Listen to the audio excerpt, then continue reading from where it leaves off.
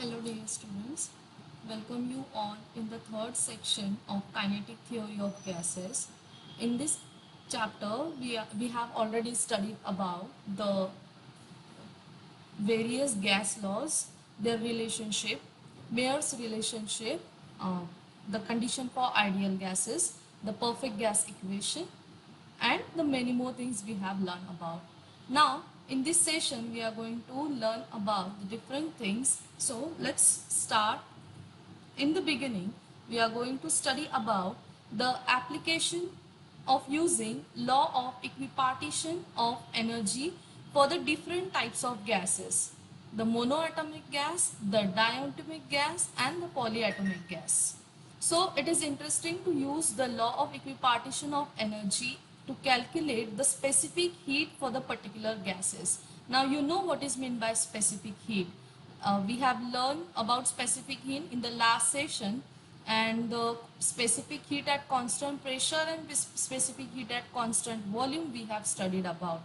Now the heat required to raise the temperature of 1 gram of gas by 1 degree Celsius is called as specific heat of gas. So we have learned about the law of equipartition, the translational energy, and many more. So what is the application of using this law of equipartition of energy in calculating the specific heat of monoatomic gas, for diatomic gas, and for polyatomic gas? So let's see it's one by one.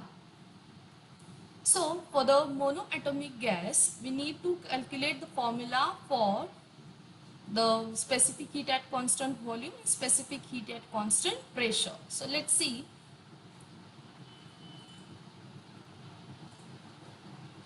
The molecules of a monoatomic gas has 3 degrees of freedom. I told you what is meant by degrees of freedom. Degrees of freedom are the parameters used to explain or to specify the condition or to the position of the particular atom. Okay. Now here we know that for the monoatomic gas we will have the 3 degrees of freedom. Okay. The average energy of molecule at temperature T is equals to thrice kBT by 2. Now this kB, you know, the Boltzmann constant, T is the absolute temperature. So we have already calculated this term in the last session. The total energy of a mole is, अगर total energy निकालना है पूरे gas का, so this is just for the one molecule. Okay, so for the total gas we should multiply the average energy to the Avogadro's number. Now the molar specific heat at constant volume CV for an ideal gas is du by dt, the rate of change of internal energy with respect to the temperature, and it is 3 RT by 2. Now we know the relationship Cp minus Cv is equals to R. We have derived this equation in the last session. Now Cp is the molar specific heat at constant pressure. That's why if we put all these values, we'll get is Cp is equals to 5 by 2 R. So this is about the monoatomic gas. Okay. Let's see how to find out the specific heat for diatomic gas. The molecules of diatomic gas actually, it will have 5 degrees of freedom and 3 translational and 2 rotational energy. Now the average energy of molecule temperature T is equals to 5 kBT by 2. Again we need to see, this is the difference. Okay, we'll edit here. This is diatomic actually.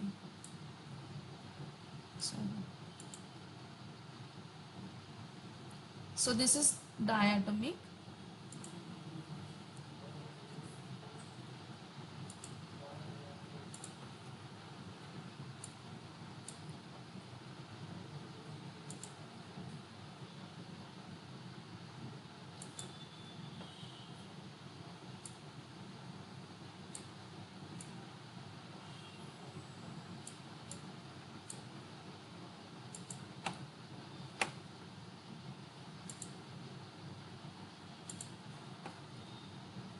Okay, the total and internal energy for a mole is 5 kBT upon 2.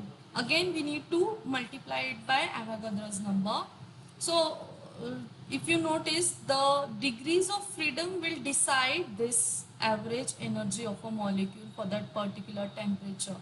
So it will be different. It will be differ for molecule that like monoatomic gas and for diatomic gas. Then what will happen here in the monoatomic gas, it is 3 degrees of freedom. Okay, for diatomic it is 5 degrees of freedom. In that 3 translational and 2 rotational, so that here it is 5.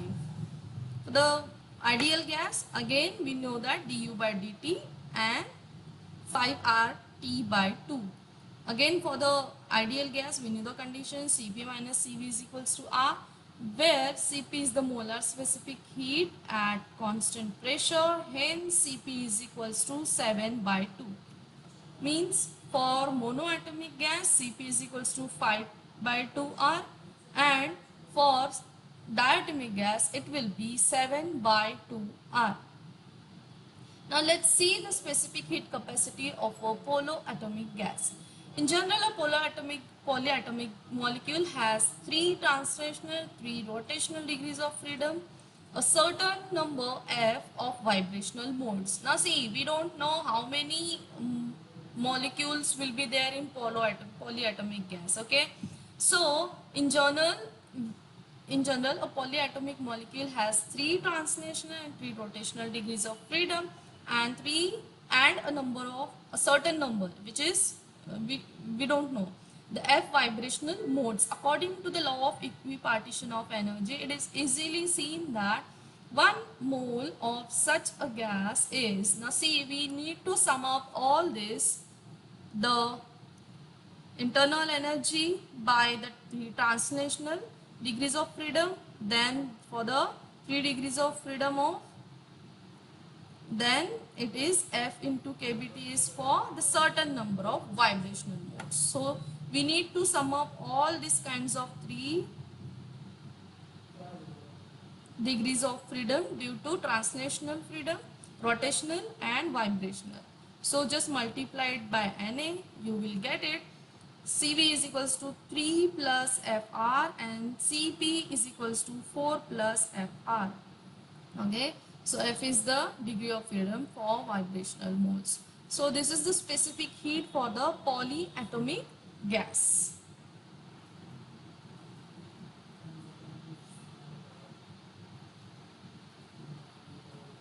Now let's study about the absorption, reflection, transmission and heat radiation.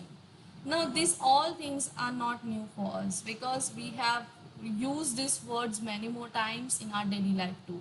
We know what is meant by absorption, we know what is meant by reflection, transmission of and heat radiation. Now see, suppose this is the heat or suppose this is the light, any form of energy, suppose light, heat, temperature, it is incident on this surface. Okay, some of the heat will absorb by the surface, some of the it will reflect, some of it will transmit. Now we know that suppose A is the reflected portion, absorption portion is denoted by the B%, suppose C% of energy gets transmitted.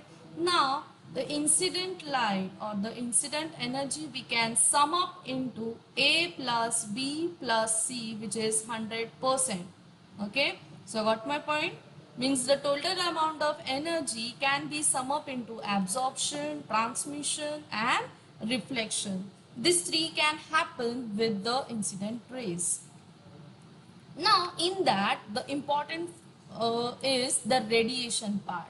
Now see, radiation, we know the radiation means the light which is coming from sun to us. So this is not the only way to coming radiation to us. We know the many types of radiations, like X-ray is the one of the radiation. Okay, the most common example of heat transfer. Let's see, now we have 3 common modes of transfer of heat: convection, conduction and radiation. So conduction and convection is the somewhat slower than radiation. So in radiation, heat transfers is more speedily so that the light coming from sun towards the earth reach in very small time, apart from the distance is very high. So conduction and convection, we know the examples. Now let's see about the radiation. Now see, radiation is the example of heat transfer. Okay, we come across every day is the transfer of heat and light from sun to the earth and to us. The term radiation refers to one mode of transfer of heat. The term radiation also refers to the continuous emission of energy from the surface of any body because it's thermal energy. Now this is the important term. This is not just the mode of transfer of heat, it also refers to the continuous emission of energy from the surface of a body because of its thermal energy. So this emitted energy is termed as a radiant energy and it is in the form of electromagnetic waves. So this is the important part you need to remember about. Okay, the radiation is therefore the fastest mode of transfer of heat that we know. The process of transfer of heat by radiation does not require any material medium since electromagnetic wave can travel through vacuum. So this is the common things you know already. So heat transfer by radiation is therefore possible through vacuum as well as through a material medium transfer to this radiation.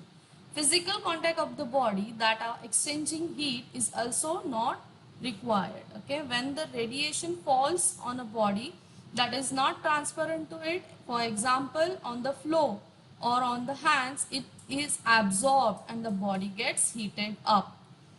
The electromagnetic radiation emitted by the bodies which are high at higher temperature with respect to surrounding is called as thermal radiation. As we know, when the heat get transmitted from hot body to cold body because of the gradient, temperature gradient we can say. So this is just about the thermal radiation, the electromagnetic radiation emitted by the bodies which are at higher temperature with respect to the surrounding. Means the body at higher temperature, it will radiate its energy to the surrounding which is somewhat cold as compared to the body is known as the thermal radiation. Now see, these are the some common examples of radiation. This is the sun, the radiation coming to the earth. This is also the transfer of heat, radiation. Now, the interaction of thermal radiation and matter.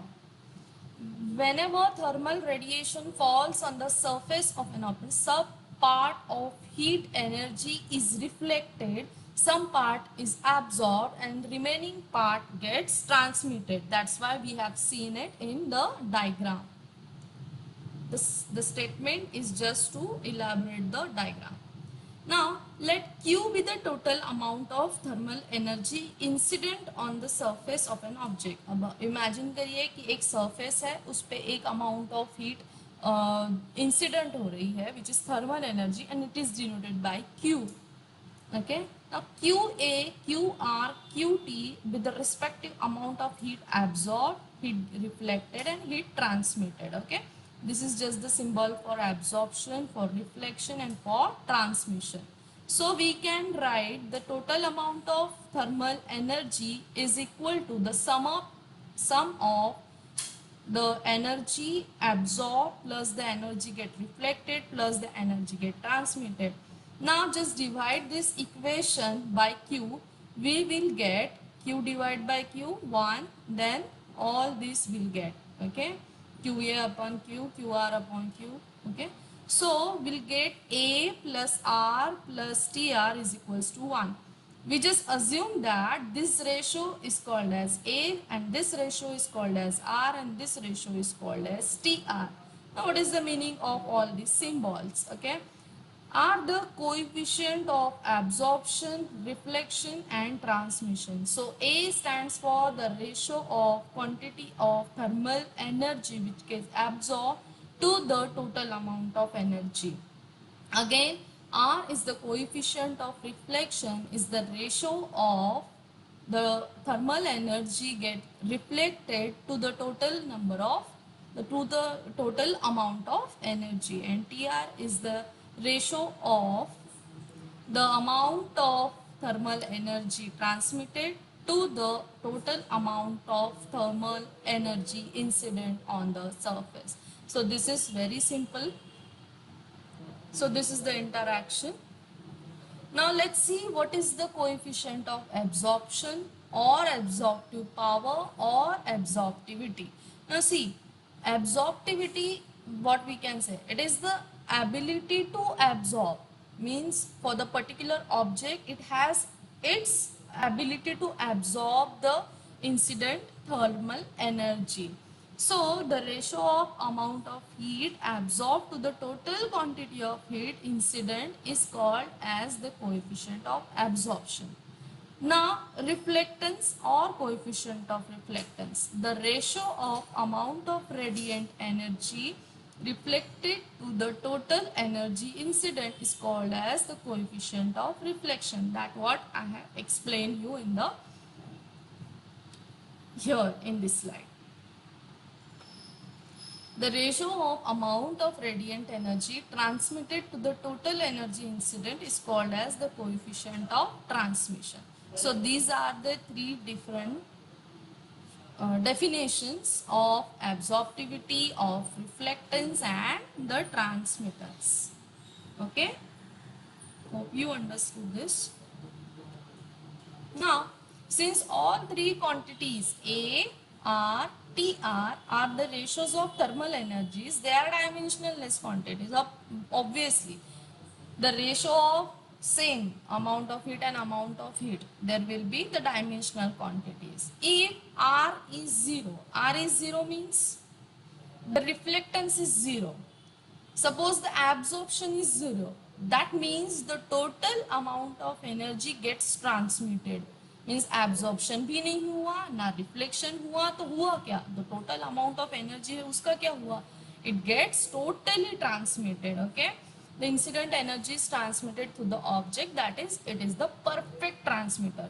Okay, means that particular object will be the perfect transmitter. The object is said to be completely transparent to the radiation. A substance through which heat radiation can pass is called as diathermous substance. Okay, diathermous substance. For the diathermous substance, TR is not equal to 0. Okay, so this is the condition for diathermous substance. The diathermous body is neither a good absorber nor a good reflector. Okay, so examples of diathermous substance are glass, quartz, sodium chloride, hydrogen, oxygen, dry air, etc. On the other hand, if TR 0, मतलब transmission बिल्कुल ही 0 है, तो क्या होगा? Obviously A plus R equal to 1, that is the object does not transmit any radiation. Either it will get absorbed, either it will get reflect, but it will not transmit anything. So it is said that it is to be the opaque for the radiation. Okay, so this is not the transparent, this is opaque.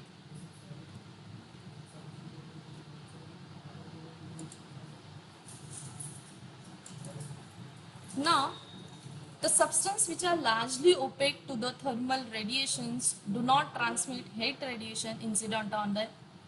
Therefore, they called as athermous substances. For example, athermous substances are water, wood, iron, copper, moist, air, benzene, etc. So these are the examples of athermous substance. क्या होता है athermous substance means where transmission is totally zero. They are the opaque. So if T is equal to 0 and A is equal to 0, आप पकड़ के चलिए कि T भी 0 है, मतलब ट्रांसमिशन भी नहीं हो रहा है ना एब्जॉर्प्शन हो रहा है, then what will happen? All the incident energy gets reflected back. So all this incident energy is reflected by the object. It is perfect reflector. Okay, the good reflector is a poor absorber and poor transmitter. So keep this line in mind always. A good reflector is a poor absorber and poor transmitter. If R is equals to 0 and TR is equals to then absorption, the 100% energy will absorb. Such an object is called as perfectly black body, because the perfectly black body means all the energy which is incident on it, it gets absorbed in itself. Neither is allowing to radiate or transmit, neither it is allowing to get reflect back. So now we have seen about the diathermous object, then we have seen about the thermous substances, then lastly we have seen about the perfectly black body. Okay, now the values of A, R and TR also depends on the wavelength of incident radiation. Okay, in addition to the material of the object on which it is in, मतलब क्या हो रहा है, the A, R and TR, they are totally depends on the material on which they are incidenting, and again the wavelength of incident radiation. So these two factors are going to affect the value of A, R and TR. Now hence it is possible that an object may be athermous or diathermous for certain wavelengths but is a good absorber for certain other wavelengths. Means the wavelength can make changes in athermous and diathermous subjects. Now let's see about the perfectly black body. Now what is mean by perfectly black body? As you can see in this diagram, this is the double wall hollow metal sphere. अब पकड़ के चलिए, ये hollow metal sphere है, इसमें nickel का polish दिया है, कभी कभी सिल्वर पॉलिश भी दे सकते हैं. सो कोनिकल प्रोजेक्शन है यहाँ पे कोनिकल प्रोजेक्शन देते हैं. ओके, अब ये प्रोजेक्शन पे जब ये इंसिडेंट रेडिएशन डालते हैं तो क्या होता है, it is totally absorbent body. That's why what it will do, it will this the reflection. अब देखिए यहाँ से रे यहाँ पे गया, यहाँ से यहाँ अगेन बॉडी को स्ट्राइक होके फिर अगेन वहाँ पे एब्जॉर्प्शन आपको होते हुए दिख रहा है. ओके, ये जो है इवैक्यूएटेड स्पेस है, मतलब डबल वॉल्ड है और दोनों में इवैक्यूएशन है. Okay, this is the aperture which is allowed the incident radiation to enter. So this is about the perfectly black body, a body which absorbs the entire radiant energy incident on it is called as the ideal or perfect black body. For this perfect black body, obviously A will be 1 and R and TR will be 0. So any surface that absorbs all energy incident on it, it does not reflect any energy, therefore appears black unless its temperature is very high to be self-luminance. So lamp black or platinum black that absorbs nearly 97% of incident radiant heat resembles as a black body. Okay, perfectly black body is the practical concept we can say. This is hypothetical concept we can say. Practically it is not 100% black body actually, but we just try to maintain the perfection in 1 to 3% of energy it will be transmitted or reflected, so we get the 90% of heat radiant in terms of absorption. So this is what the perfectly black body. So ideally the perfect black body doesn't exist, but we try to be achieve it. Okay, so are good absorber are also a good emitters? So let's find out the answer for this question. So consider two objects which are opaque to the thermal radiation having same temperature and same surface area. अब consider करिए कि आपके पास दो ऐसे subject है which are opaque, or two object which are opaque to the thermal radiation. Opaque means here we have seen now what is mean by opaque. Yes, it is said to be opaque radiation when the transmission is zero, only absorption and reflection is possible, that is opaque. The surface of one object is well polished and the surface of other object is painted black. The well polished object reflects most of the energy falling on it and absorbs the little. मतलब जो first body है उसका absorption कम है as compared to the second one. On the other hand, the black painted object absorbs most of the radiation falling on it and reflects little. Now But the rate of emission of thermal radiation must be equal to the rate of absorption for the both objects so that temperature is maintained. So this is the condition.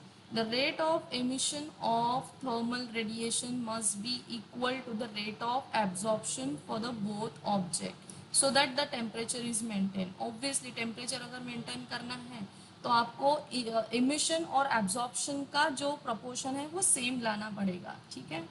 So black painted object absorb more, hence it must radiate more to maintain the temperature. अगर उसको अपना अपना temperature maintain रख के जाना है तो उसको more absorption करना पड़ेगा. Therefore, good absorber are also good emitters and poor absorbers are poor emitters. Since each object must either absorb or reflect the radiation incident on it, a poor absorber should be good reflector and vice versa. Obviously, जो poor absorb कर रहा है तो वो कहाँ जाएगी heat? क्या होगा? अगर absorption नहीं हो रहा है तो रिफ्लेक्शन होगा, क्योंकि हमने यहाँ पे जो ट्रांसमीटर है ओपेक के लिए वो तो जीरो होता है transmission, that's why. So hence a good reflector is a poor emitter. This is the reason for silvering the walls of vacuum bottles of thermos flask. Okay, so अगर reflection ज़्यादा होगा तो वो वहाँ पे कम एमिट करेगा. So this is the answer.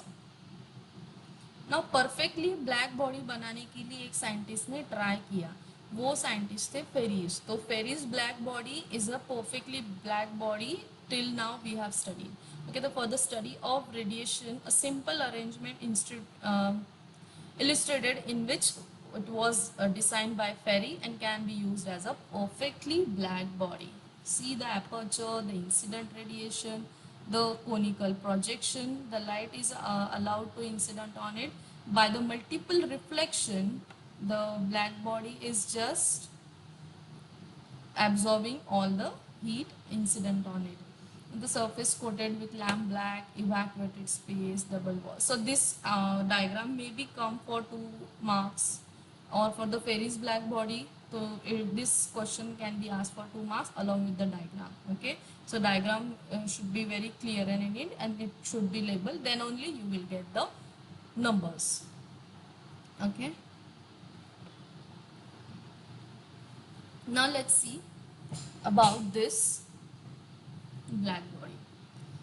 A cavity with walls made up of material with a small opening is an excellent black body. Okay, this is called as the Ferri's black body. It is also absorbs all the electromagnetic radiation incident on it irrespective of wavelength. मतलब कोई भी wavelength का अगर वहाँ पे radiation emit incident हो रहा है तो then it can absorb. Okay.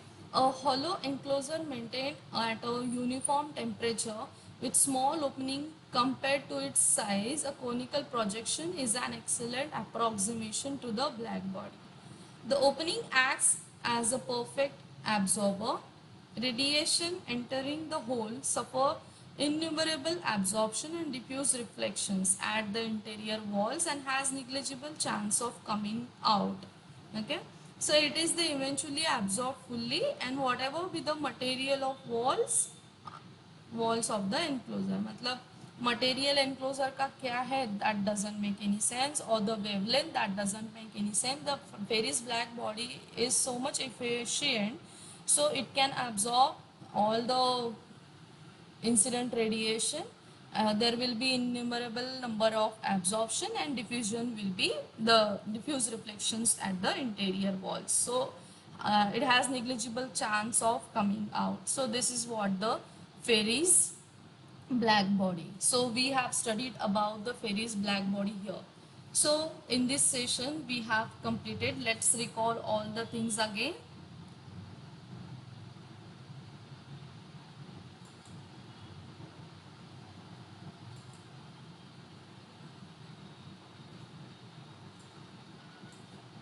So what we have studied: firstly, we have seen the law of equipartition of energy and its application for calculating the specific heat for the monoatomic gas, for diatomic gas, and for the polyatomic gas. After that, we have seen the derivation for different three. Okay. Now we have seen about the absorption, reflection, and transmission. We have discussed about the radiation in deep. Okay. Then we have seen about the interaction of thermal radiation and matter. And from that we have calculated the coefficient of absorption, reflectance and transmittance. Okay. Then we have seen about the difference between diathermous body, or okay, then thermous substances, and then we have seen about the perfectly black body, and the example of perfectly black body is the Ferris black body, and we have seen about the construction. Okay, so in this session we have completed all these things. We'll meet in the next session. Till then, goodbye and take care.